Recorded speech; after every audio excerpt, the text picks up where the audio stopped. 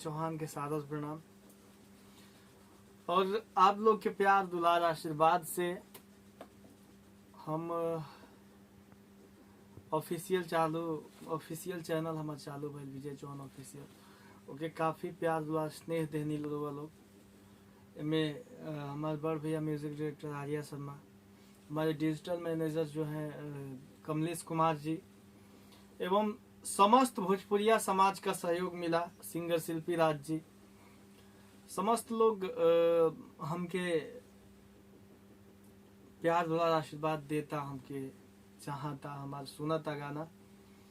तो रुआ लोग के आशीर्वाद से हमारे को विजय चौहान हिट्स करके चैनल आज ओपन होके जा रहा बा। तो लोग से गुजारिश बा भैया, निहोरा बा, प्रार्थना बा, हाथ जोड़ के विनती बा कि जरूर सब्सक्राइब करिए, लाइक शेयर बेल आइकन जरूर दबाएं।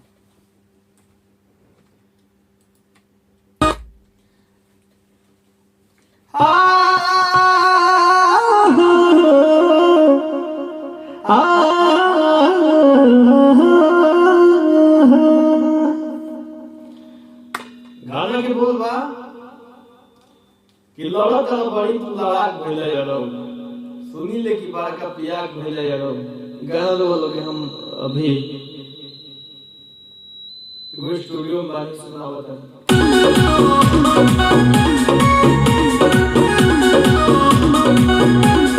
लड़ता बड़ी तू लड़ाक भइले यारो, सुनी ले कि बड़का पियाक भइले यारो।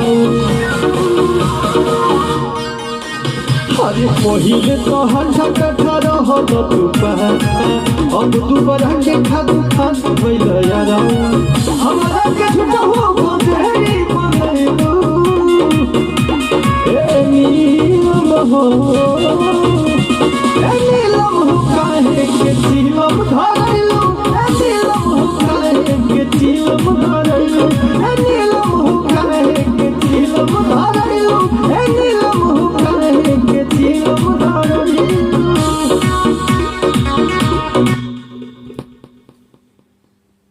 ये गाना के रिलीज कर गइल बा, वो लोग नीलम काहे के चिलम धरैलू सर्च करें तो ये गाना मिल जाए GLF म्यूजिक के माध्यम से। ये गाना के जरूर सुनी, प्यार दुलार आशीर्वाद दी।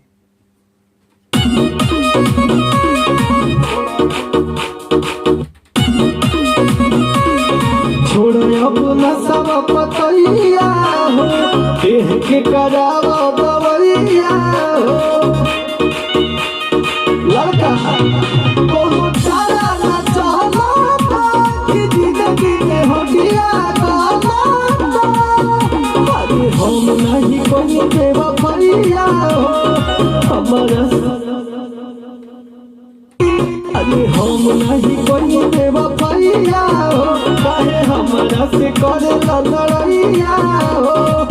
हमरा के छोड़ तो सारा के अपनैलू,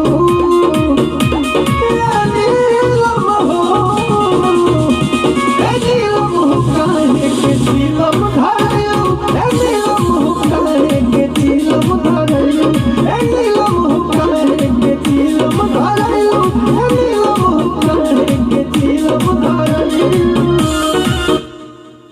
नमस्ते जो लोग ऐसा ही हमरा विजय चौहान हिट्स के भी अपन प्यार दुलार आशीर्वाद दी। नमस्ते।